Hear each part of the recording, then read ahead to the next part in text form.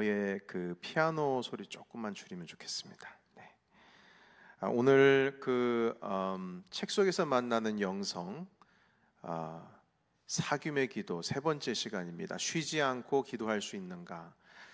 우리 데살로니가 전서 5장 16절에서 18절까지의 말씀 같이 읽겠습니다. 자, 다 같이 시작. 항상 기뻐하라, 쉬지 말고 기도하라, 범사에 감사하라. 이것이 그리스도 예수 안에서 너희를 향하신 하나님의 뜻이니라. 아멘. 이 말씀 함께 나누기 전에 여러분들과 함께 한 가지 광고 미리 드리고 함께 말씀 나누려고 합니다. 지난 주간에 당회를 해서 이제 결의가 되고 9월 달에 있을 사역 하나 소개합니다. 9월 첫째 주 금요일부터 마지막 주 금요일까지 총 4번의 금요일이 있는데, 이 금요일 집회를 특별 찬양 집회로 구성하려고 합니다.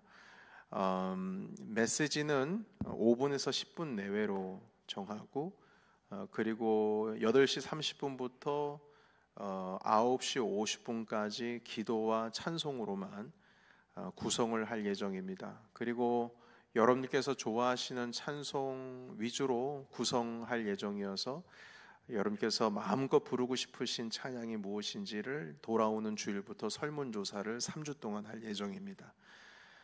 그리고 또 한 가지는 그 주제가 궁금하실 텐데, 주제는 열려라 아노이고입니다. 따라 하실까요? 열려라 아노이고. 열려라 아노이고. 예, 아노이고라는 뜻은 헬라어인데 열린다는 뜻입니다. 그래서 이 단어가 사용되어지는 구약은 히브리어로 되어 있긴 합니다만 70인역이라고 하는 히브리 학자들이 헬라어를 쓰는 유대인들을 위해서 헬라어 번역본을 구약을 만들었습니다. 그곳에서도, 그리고 신약 성경에서도 아노이고라고 하는 단어가 쓰여질 때는 대부분이 멈춰졌던 것이 움직이고 닫혔던 것이 열릴 뿐만 아니라 원래 기능이 이루어져야 되는 그 기능이 더 이상 작동을 안 했던 그 기능이 다시 진행을 할 때에 그 열린다는 표현 아노이고라는 단어를 쓰고요. 무덤이 열릴 때도 아노이고를 쓰고, 감옥의 문이 열릴 때도 아노이고를 쓰고, 눈 보지 못했던 사람이 볼 때도 아노이고를 쓰고, 심지어 죽었다가 살아난 사람도 다 아노이고를 씁니다. 그래서 영적인 변화와 회복과 도전이 있고 생명이 있는 곳에, 회복이 있는 곳에 아노이고라고 하는 단어가 사용이 되어졌습니다. 그래서 열려라 아노이고. 그래서 여러분께서 이 주제를 통해서 예상하시듯이 우리 교회에 닫혔던 문들이 다 열리는 것을 기대하는 마음으로 4주 동안 하나님께 찾고 또한 부르짖고 찬양을 하려고 합니다. 그래서 우리가 회복을 넘어 부흥이라고 하는 주제를 가지고 계속 이제 후반기로 들어가고 있는데, 제가 목회자로서 이 후반기를 그냥 저기 말뿐만, 그냥 현수막에 달려있는 글뿐만이 아니라 우리가 실질적으로 이 회복과 부흥을 위해서 얼마나 노력하고 애를 쓰고 기도하고 있는지를 살펴볼 때에 우리가 가지고 있는 능력이 한 100% 정도라면 이 주제를 위해서 달리고 있는 거는 한 50%, 60%밖에 안 된다고 믿습니다. 저는 그렇습니다.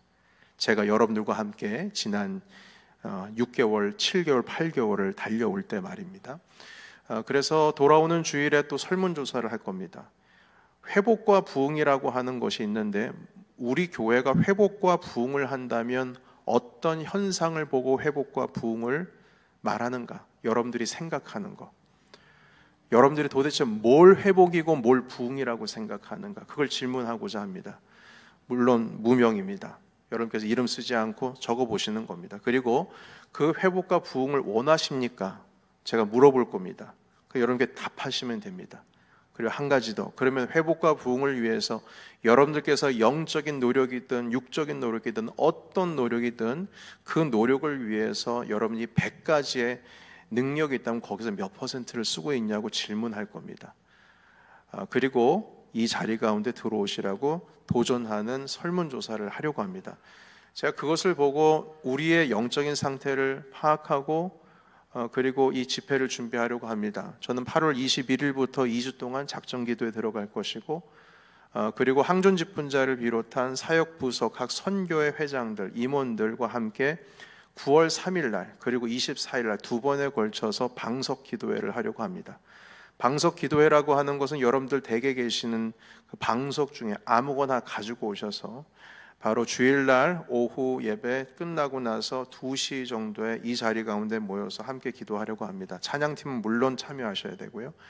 그래서 그 시간들을 통하여서 우리 각 리더십들께서는 찬양팀을 중보기도 해주시고, 이 집회가 그냥 열매가 맺히다가 떨어지는 집회가 아니라 열매가 맺을 뿐만 아니라 말 그대로 열리는 그런 집회가 될 수 있도록 애를 쓰려고 합니다.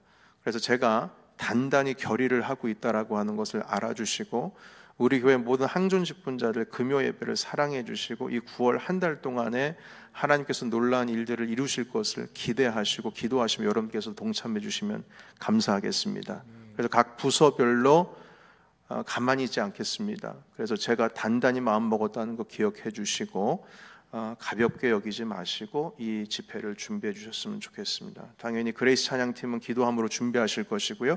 구체적인 내용은 다시 돌아오는 주일에 광고를 하도록 하겠습니다. 네, 그래서 오늘 쉬지 않고 기도할 수 있는가? 여러분, 쉬지 말고 기도하라는 뜻은 여기서 말 그대로 24시간 안 쉬고 기도해야 된다, 이 뜻이 아닙니다. 이 의미는 무슨 뜻이냐면 항상 하나님과 동행하라라는 것의 또 다른 표현입니다. 쉬지 말고 기도하라는 뜻이요. 여러분, 우리가 입으로 소리를 내서 기도하는 통성 기도가 있는가 하면 마음으로 묵상하면서 기도하는 침묵 기도가 있습니다. 그리고 한 가지 더 기도가 있다면 그것은 무엇이냐면 우리가 몸으로 드리는 기도입니다. 이 몸으로 드리는 기도는 우리의 삶 속에서 하나님의 영광을 드높이기 위해서 내 삶 속에서 하나님과 동행해 나가는 겁니다. 그게 기도입니다. 다시요. 입으로 하는 기도, 통성 기도, 마음으로 하는 기도, 침묵 기도, 묵상 기도, 우리가 몸으로 하는 기도가 있습니다. 그것은 우리의 삶 속에서 주님과 더불어 주님께 영광 올려드리면서 살아가는 겁니다. 그래서 그 삶 자체가 기도가 됩니다. 여기서 쉬지 말고 기도하라는 뜻은 입으로 말하는 통성 기도나 마음으로 기도하는 침묵 기도를 의미하는 것이 아니라 우리의 삶 자체가 주님과 동행하는 삶의 기도를 지금 말씀을 하고 있습니다. 예를 들면 직장에서 서류 하나라도 하나님께 보고하는 것이라고 생각하고 그 보고서를 정말로 그리스도인으로서 신실하게 작성을 한다면 그 자체가, 회사에서 일하는 그 자체가 하나님께 드리는 나의 몸의 삶의 제물이 되는 것입니다.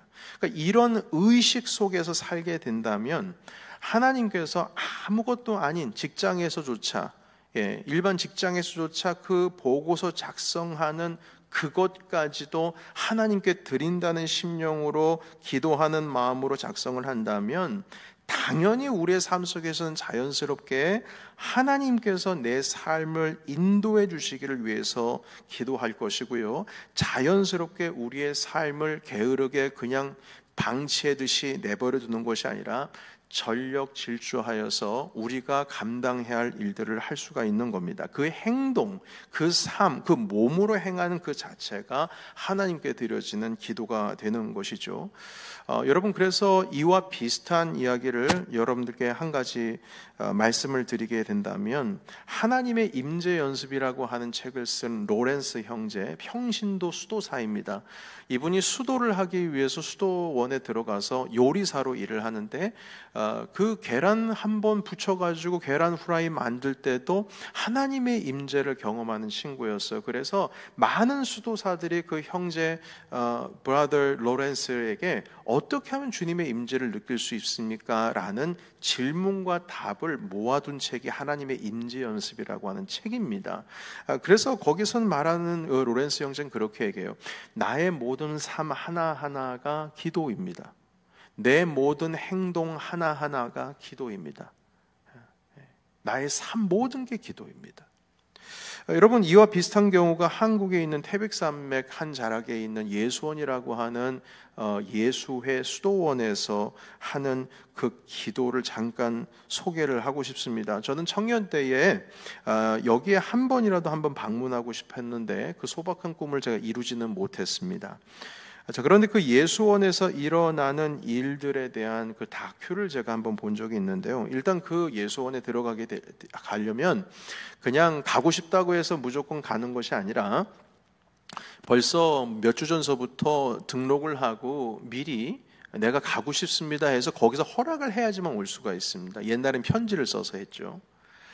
자, 그런데 그 청년들, 특히 직장인들이 이제 그 예수원을 휴가를 내가지고 방문을 하게 되는데 기도 훈련을 시키거든요. 그래서 그곳에 들어오려면은 맨데토리로 기도해야 하는 시간이 있어요. 그러니까 새벽에 일어나서 기도도 하고 무슨 기도가 있는데 낮에 하는 기도가 있습니다. 그 낮에 하는 기도가 무엇이냐면 뭐냐면 농사일을 짓는 겁니다. 근데 그게 기도예요. 여러분 희한하죠? 김 메고 씨 뿌리고 씨 뿌리는 게 아니라 뭘 따고 뭐 일하는 것, 노동하는 것이 기도 훈련이에요. 그래서 노동 기도예요. 그래서 아침에는 묵상 기도를 한다면 낮에는 일하면서 기도하는 겁니다. 그런데 일하면서 소리내서 하나님 감사합니다, 뭐 감사, 이런 기도가 아니라 그냥 일 자체가 기도예요. 희한하죠? 직장인들을 이 기도 훈련 시키는데 기도라는 것이 노동을 하는 겁니다. 그런데 그 노동을 하면서 말을 하면서 기도하는 게 아니라 다만 그 일을 집중할 때에 나와 함께 하시는 하나님, 나와 동행하시는 하나님, 내 지금 옆에 함께하고 계시는 주님을 묵상하면서 그 노동을 하는 것이에요. 주님과 동행하는 겁니다. 여러분, 저는 그 다큐를 볼 때 좀 희한해 보였어요. 한국인 직장인들이 얼마나 어렵게 직장 일을 하고 있습니까? 사실 온 세계에서 물론 우리가 지금 이민사회에서 일하고 있는 이 일도 힘들고 고되긴 합니다만 정말 스트레스 받아가면서 직장에서 일하시는 젊은이들은 한국이 넘버원일 겁니다. 직장인들이 자살률도 높고 여러분 뭐 요즘에 그 학교에서 일어나는 선생님들 자살률 보면은 한국 대한민국이 좀 이상하게 되고 있는 거는 맞는 것 같아요. 그 스트레스 받고 있는 노동에 지쳐 있는 사람들이 예수원에 와가지고 또 노동을 해요. 휴가를 받아서 노동을 하기 위해서 거기 온다고요. 희한하죠? 그 노동하는 가운데 그것이 하나님을 만나기 위한 기도 훈련으로서 하고 있다는 겁니다. 여러분, 그래서 우리가 이 쉬지 않고 기도한다라고 하는 것은 우리의 삶 속에서 몸으로 드리는 기도입니다. 하나님과 동행하는 매 순간순간마다 24시간 주님을 생각하면서 내 삶을 하나님께 드리는 것이 그것이 쉬지 않고 기도하는 삶의 기도라는 것이죠. 존 웨슬레 목사님은 이렇게 말씀하신 적이 있어요. 그리스도인의 완전에 대해라는 이 설교에서 이렇게 말했습니다. 제가 읽겠습니다. 우리가 하나님을 생각하든 그분께 말씀을 드리든 그분을 위해 무슨 일을 하든 무슨 고난을 받든 하나님을 사랑하는 것밖에 다른 목적이 없고 그분을 기쁘시게 하려고 하는 것 외에 다른 소원이 없다면 그 모든 게 기도다. 이렇게 말했어요. 그러니까 우리가 뭘 하든지 그 모든 일 가운데에 내가 하나님을 사랑하는 것밖에 없고 주님을 기쁘시게 하려고 하는 그 마음 외에 그 소원 외에 없는 그 심령으로 뭔 일을 하든 그것 자체가 모든 것이 기도다. 이렇게 말씀을 했대요. 여러분, 이렇게 본다면 우리가 한순간도 쉬지 않고 기도할 수가 있습니다. 여러분, 어떤 사람들은 나는 하루에 보통 1시간 이상 기도합니다, 2시간 이상 기도합니다 라고 말하면서 저는 과거에 그 부산에 있는 한 교회에 가서 일주일 동안 세미나 참석을 한 2-3번 차례 한 적이 있어요. 제 사비를 털어서 가서 여관방 하나 빌려가지고 했는데 이번 그 20일 날 오시는 이상관 목사님, 3번 교회 담임하신 이상관 목사님께서 주일 1부, 2부 예배 설교해 주실 텐데 그 목사님과 돈 반반 내가지고 여관방 하나 빌려서 그 세미나를 한 2-3차례 같이 참여했던 적이 있습니다.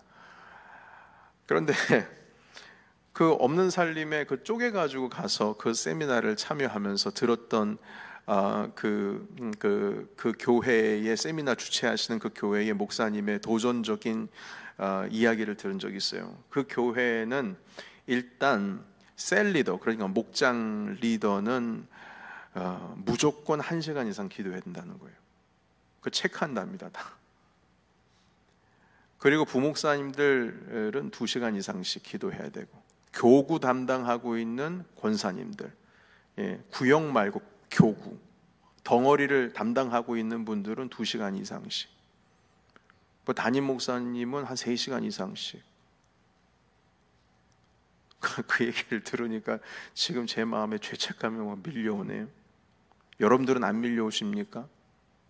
그런데 제가 지금 말씀드리고자 하는 것은, 그렇게 과시하는 거는 사실 아직 기도가 뭔지를 모르고 얘기하는 것일 가능성이 아주 높습니다. 왜냐하면 우리의 매 삶 속에서 매 순간 하나님과 동행하는 것이 기도한다면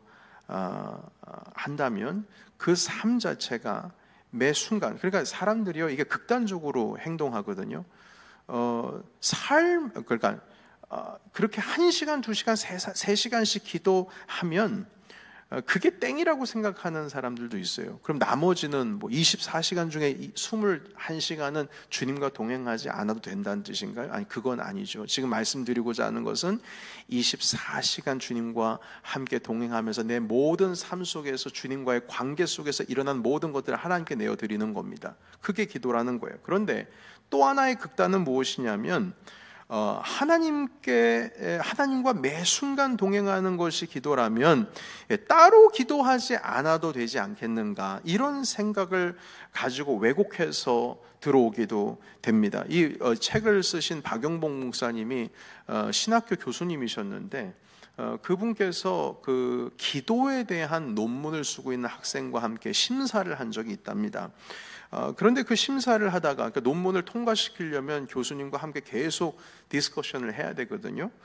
그런데 그 교수님께서, 박영봉 교수님께서 학생에게 개인적인 질문을 했대요. 뭐라고, 아주 개인적인 질문을 했는데 어떤 질문을 했냐면, 이런 기도에 대한 논문을 쓰는 사람이라면 당신의 기도 생활에 대해서 좀 할 말이 있을 텐데, 학생은 어느 정도 기도하신지, 당신의 기도의 삶에 대해서 저에게 좀 얘기 좀 해달라고 이렇게 질문을 했답니다. 그래서 그 학생이 자신 있는 표정으로 이렇게 말했대요. 저는 삶이 기도라고 믿기 때문에 따로 기도하는 시간을 정하지 않습니다. 그 이야기를 듣고 충격을 받았답니다. 그러니까 이분이 논문을 쓰긴 쓰는데 이게 정신 상태가 아주 잘못됐다는 거죠. 아주 큰 오해를 하고 있는 겁니다. 여러분, 삶 자체가 기도 차원에서 우리가 주님과 동행하는 삶을 산다라고 하는 것이 따로 시간을 내어서 주님께 기도할 필요가 없다라는 것을 말하는 게 아닙니다. 아무리 완전한 쉬지 않고 기도하는 삶을 우리가 삶 속에 산다고 할지라도 따로 시간을 지키지 않는 것은 이거 명백한 잘못이고 완전한 오해입니다. 여러분, 예수님을 생각하면 그것이 분명해집니다. 여러분, 우리 주님께서는 하나님과 동행하는 삶을 놓치지 않으셨던 분이십니다. 그분께서는 요한복음에 말씀하시기를 그가 내 안에 내가 그 안에 있으면 많은 열매를 맺나니 나를 떠나서는 너희가 아무것도 할 수 없느니라 말씀하시면서, 나는 아버지께서 말씀하시는 것을 말할 뿐이고 아버지께서 행하시는 것을 나는 행할 뿐이고 나는 아버지와 하나다, 이 말씀을 너무나 많이 하셨어요. 특히 요한복음 15장이 그렇습니다. 그래서 여러분, 이 말씀을 하시면서 그렇게 바쁘게, 여러분 어떻게 보면은 예수 그리스도의 삶은 엄청나게 밀도가 있었습니다. 비는 시간이 없었어요. 성경 보시기에는 숨 막힙니다. 아침 새벽부터 새벽 미명에 기도하러 갔다 오신 다음에 그 시간부터 저녁 시간까지 그 타임라인을 보시게 되면 엄청나게 바빠요. 심지어 밤에 그 사회 끝나고 나서 산속으로 또 기도하러 가세요. 도대체 잠은 언제 주무시는가 궁금할 정도죠. 그런데 이렇게 밀도 있게 사셨던 우리 예수 그리스도께서 밤이 되면 어디로 가신다고요? 산으로 가세요. 새벽엔 어디로 가신다고요? 미명에 또 산으로 가세요. 한적한 곳에 가셨다. 여러분, 주님께서도, 예수 그리스도께서도, 하나님과 동행하시는 우리 그리스도께서도 따로 시간을 내서 하나님께 나아가는 것을 멈추지 않는데, 하물며 여러분 우리의 삶 가운데 우리가 말이 더 필요하겠습니까? 이건 당연히 시간을 내서 더 깊이 하나님을 묵상하는 것, 주님께 기도하는 것 당연히 해야 된다는 것이죠. 여러분, 그래서 우리는 두 가지 극단을 조심해야 됩니다. 한 가지 극단은 기도 1시간, 2시간 새벽에 나오셔서 열심히, 또 우리 새벽에는 보통 한 30분 정도 기도하시는데, 그 기도하고 나서 나는 오늘 목 다 했다, 난 기도의 몫을 다 했다, 이렇게 생각하는 거. 그래서 자리 털고 일어나서 나머지 시간은 하나님과 전혀 상관이 없는 시간을 살아간다는 거, 망각하면서 살아가는 거, 이게 우리가 대부분이 하는 일이고요. 또 두 번째, 반대로는 하나님의 뜻대로 사는 것이 기도다, 이 핑계로 나머지 우리가 시간적으로 하나님께 드려야 할 그 기도를 하나님께 드리지를 못하고, 실질적으로 무릎 꿇는 시간을 하나님께 드리지 못하는 극단과 극단이 공존한다는 것입니다. 여러분, 정말 바람직한 기도는 충분한 시간을 내서 하나님 아버지 앞에 무릎을 꿇을 뿐만 아니라 하나님과의 깊은 사귐을 전념하면서 삶으로 하루 종일 주님을 바라보면서 살아가는 겁니다. 그것이 가장 바람직한 기도자의 자세인 것입니다. 여러분, 그래서 그 박영국 목사님이 쓴 표현이 있어요. 기도의 삶과 삶의 기도가 통합이 되어야 된다. 여러분, 말이 앞뒤만 바뀐 거예요. 저를 따라 한번 해보실까요? 기도의 삶과 삶의 기도. 다시 한번, 기도의 삶과 삶의 기도 통합해야 된다. 실질적으로 기도하는 삶과 그리고 삶으로 드리는, 우리의 몸으로 드리는 기도가 합쳐져야 된다는 거예요. 이게 진짜 기도라는 것이죠. 여러분, 그런데 이런 삶으로 하나님과 동행하면서 기도하는 삶에 깊이 들어가게 되면, 조금 더 깊이 들어가게 되면 나 자신을 온전히 아낌없이 하나님께 드리는 기도를 하는 그 세계까지 나아가게 됩니다. 이것을 리처드 포스터라고 하는 영성신학자는 고난의 기도라는 표현을 썼어요. 여러분, 이 뜻은 무슨 뜻이냐면, 여러분, 우리가 하나님의 뜻을 구하다가 보면은요, 하나님과 사귐의 기도를 하게 되면 우리가 주님의 뜻을 알게 되고 하나님께서 무엇을 원하시는지 가늠을 하게 됩니다. 이제 그렇게 되면 문제가 생기네요. 그 문제라기보다는 우리가 받아야 될, 넘어가야 할 도전이 생기는데, 하나님의 뜻을 알게 된다면 그 뜻을 이루기 위해는 우리가 버려야 하고 넘어야 되고 위험을 감수해야 할 대가가 있습니다. 그것까지도 우리가 가능합니다, 주님 해서 내 자신을 내어드리는 기도의 순간까지 우리가 들어갈 수 있다는 겁니다. 그것이 고난의 기도라는 것이죠. 여러분, 예를 들면 이런 겁니다. 겟세마네 동산에서 우리 예수 그리스도께서 기도를 하셨는데 하나님의 뜻을 알고 난 이후에 내 뜻을 접었습니다. 자기 뜻은 무엇이냐면, 이 잔을 내게서 지나가게 하옵소서 할 수만 있으시면. 이렇게 기도했는데, 이 기도하면 기도할수록 주님의 뜻이, 하나님의 뜻이 그것이 아니라는 것이 더 명확해지는 거예요. 더 선명해지는 겁니다. 그래서 기도의 마무리를 어떻게 하십니까? 내 아버지의 뜻이거든 제가 이 잔을 받겠습니다. 그리고 끝이 나요. 그게 고난의 기도입니다. 여러분, 사도 바울도 마찬가지입니다. 우리 새벽 기도회 때 사도 바울의 3차 선교 여행에 대해서 지금 배우고 있는데요. 3차 선교 여행을 마치면서 예루살렘으로 급히 오술전 전까지 돌아가려고 애를 쓰려고 합니다. 그런데 이 사도 바울이 돌아가려고 각 성과 마을을 지나갈 때마다 그 성에서 기도하시는 분들이나 선지자들, 그런 분들이 또한 성령께서 바울에게 자꾸 메시지를 주시는 거예요. 어떤 메시지냐? 예루살렘으로 가면 묶이게 될 거다. 잡히게 될 것이다. 심지어는 예루살렘으로 가면 죽을 수도 있다.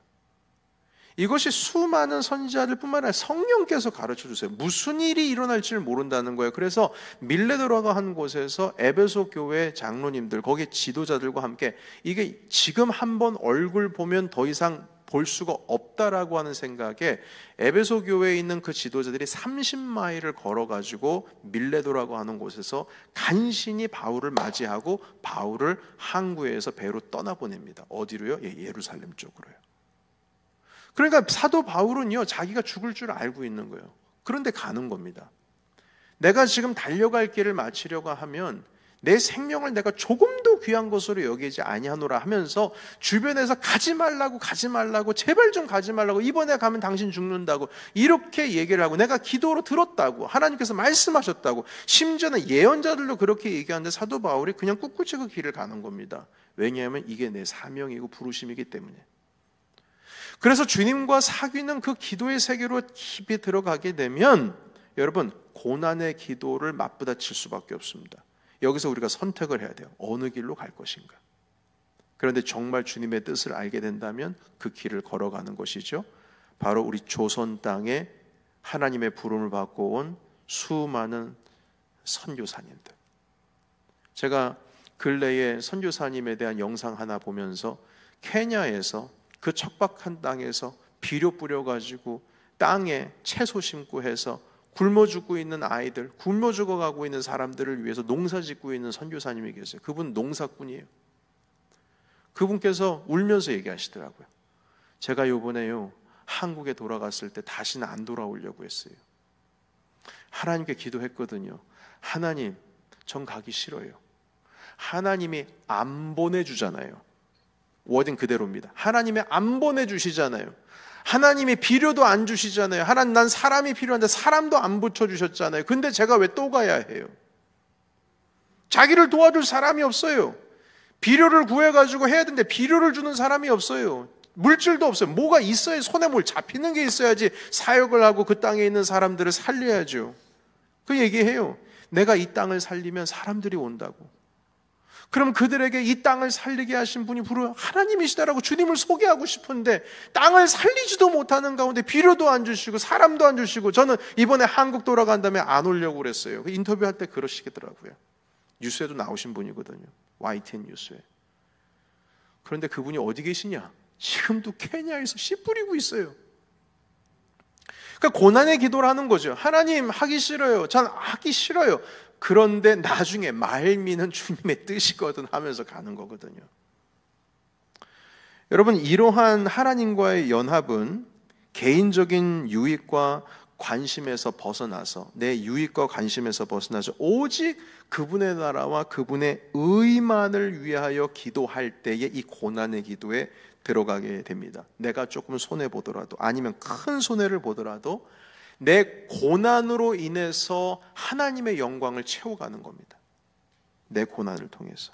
인간적으로는 너무 힘들지만 내 고난을 통해서 하나님께서 만들어 가실 미래를 본다면, 내 미래를 하나님께서 내가 받는 이 고난을 통해서 하나님께서 받으실 그 영광과 주님께서 미래에 이끌어 가실 그 길이 내 눈에 보여질 때에, 여러분, 심지어 그 고난의 길임에도 불구하고 때론 내 안에 가슴이 벅차고 내 마음 가운데 뿌듯함이 느껴지기도 합니다. 그래서 걸어가는 거예요.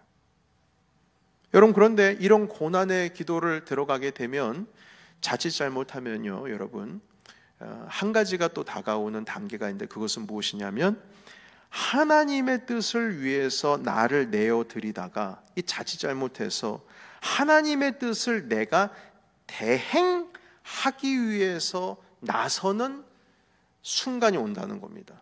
그러니까 나를 내어드리는 것과 하나님을 대행하기 위해서 내가 나서는 것과는 좀 다른 문제거든요.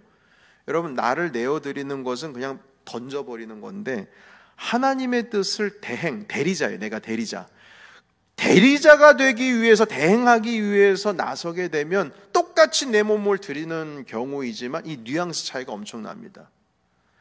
여러분, 지난 2000년 동안 기독교 역사 중에서 교회들이 잘못했던 것들 중에 대부분이 무엇이냐면 하나님의 뜻을 내가 대행하는 자이다라고 하는 그 위치에 섰을 때에 그 사람들이 그 잔인한 일을 저질렀어요. 대표적인 것이 십자군 전쟁입니다.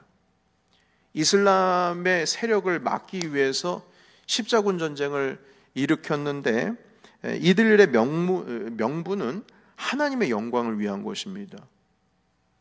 그래서 헌금도 모금하고 모두 모금하고 했는데 그 십자군들에 가가지고 저지른 잔인한 행태들은 여러분 이건 말로 할 수가 없습니다. 그거는 엄청나게 하나님 아버지 앞에 천벌을 받을 죄들입니다.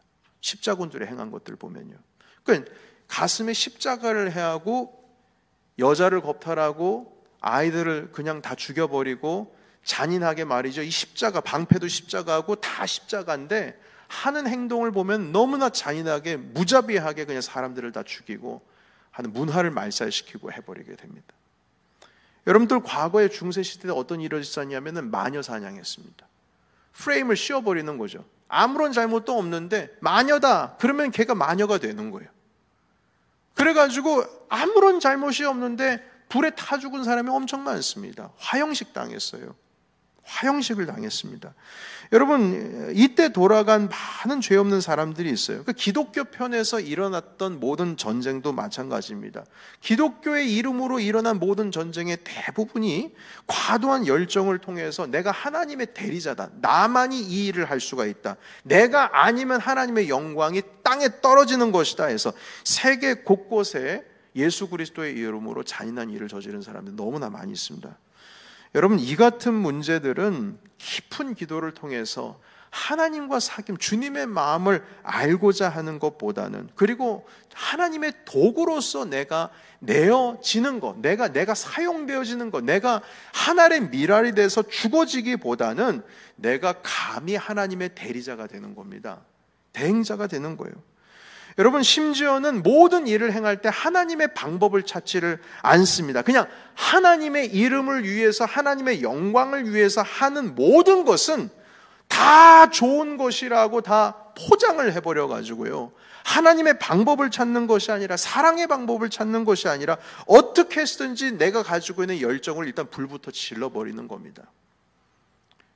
여러분 나가 아니면 하나님의 뜻이 땅에 떨어질 수밖에 없다.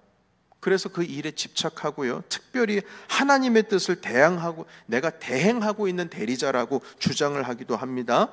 하나님의 뜻을 다 알고 있다고 자신하기도 합니다. 이런 일들이 보통 하나님의 이름으로 하는 정치권 가운데서 일어나고 있습니다. 여러분 그 결과는 참담합니다.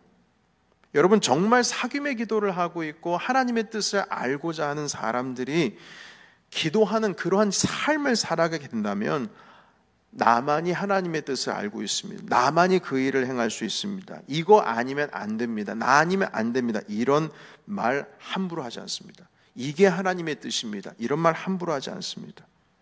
늘 조심스럽게 질문하면서 주님, 오늘은 주님의 뜻이 무엇입니까?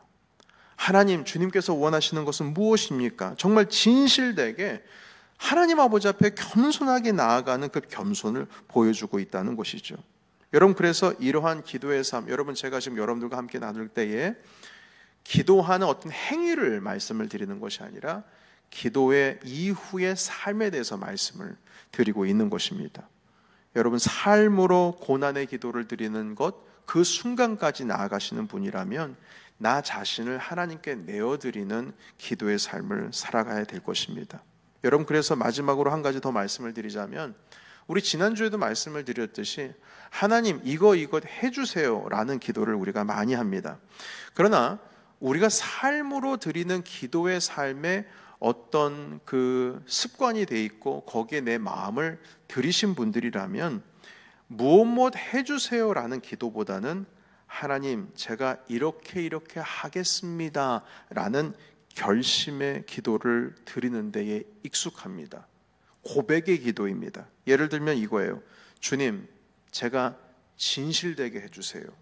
그러면 해주세요라는 것처럼 하니까 뭔가 요구하는 것처럼 들리죠. 그런데 그게 요구하는 게 아닙니다. 진실되게 해주세요, 진실하게 살게 해주세요라는 그 이면에는 어떤 의미가 있냐면, 하나님, 진실되게 살아가는 것이 하나님의 자녀의 모습이라는 걸 깨닫게 되었습니다. 제가 그렇게 살기를 원합니다. 저에게 힘주세요. 내가 그렇게 살기 원합니다. 이렇게 고백하는 기도가 된다 이 말인 겁니다. 그래서 하나님, 나 이거 필요해요, 이거 주세요. 저거 필요해요, 저거 주세요. 이런 기도도 있어야죠. 제가 그거 기도하지 말라는 게 아닙니다. 하지만 더 우리가 기도의 세계로 더 깊이 들어가서 하나님과의 사귐의 기도로 들어가게 된다면 내 입에서 나오는 말과 내 삶이 다를 수가 없죠. 주님, 진실되게 해주세요 라고 기도하면 고백으로 드린 거예요. 하나님, 내가 진실되게 살고 싶습니다. 그리고 실질적으로 삶 속에서 진실되게 살아가는 거예요. 그러면 이것이 어떻게 돼요? 삶의 기도와 기도의 삶이 연합이 되어서 하나님께 드려지는 삶의 제사가 되는 것입니다. 여러분, 그래서 우리가 결심으로 고백드리고 결단으로 고백하고 이 고백의 기도를 드리는 것이 익숙해야, 그런데 그 고백의 기도를 드리려면 어떻게 해야 돼요? 주님의 뜻을 알아야 돼요. 주님의 마음을 알아야 돼요. 그 마음을 알지 못하고서는 이런 기도를 드릴 수가 없습니다. 그래서 제가 말씀을 드렸죠. 기도에는 3단계가 있다고. 첫 번째 가장 밑바닥 기본적인 단계는 하나님께 간구하는 기도가 있다면, 그 두 번째 기도는 하나님의 마음을 알아가는 기도가 있다면, 세 번째 기도는 하나님과 교제하는 기도가 있다라고 말씀을 드렸어요. 지금 우리는 1단계 이미 넘어간 겁니다. 우리 금요 예배 나오시는 분들 정도면 하나님의 마음을 알고 하나님과의 교제로 나아가는 2단계에서 3단계로 들어가는 기도를 해야 될 것입니다. 그리고 지금까지 그 말씀을 나누고 있는 것이고요. 그래서 오늘 이 시간을 통하여서 하나님, 진실도 주님께서 원하시는 삶의 기도, 그리고 기도의 삶이 함께 주님 앞에 드려지는 나의 인생이 되길 원합니다. 내가 몸이 되길 원합니다. 내 입으로만 기도하는 것이 아니라, 마음으로만 기도하는 것이 아니라 몸으로 기도할 수 있는 우리 모두가 되게 하옵소서. 이러한 기도 제목으로 우리 하나님 아버지 앞에 나아가는 시간 되시기를 원합니다. 우리 기도하겠습니다. 살아계신 하나님, 오늘 주님께서 주신 말씀을 통하여서 우리가 입으로 하는 기도, 또한 마음으로 하는 기도, 그것을 넘어서서 우리가 삶으로, 몸으로 드리는 기도에 대해서 배웠습니다. 하나님, 이 시간 우리가 기도의 삶과 삶의 기도가 어우러져서 연합으로 하나님께 우리의 마음을 드리는 기도를 하기를 원하오니, 하나님 진실되게 결심의 기도, 고백의 기도로 나아갈 수 있도록 주님 인도하여 주시옵소서. 예수 그리스도의 이름으로 기도하옵나이다. 아멘.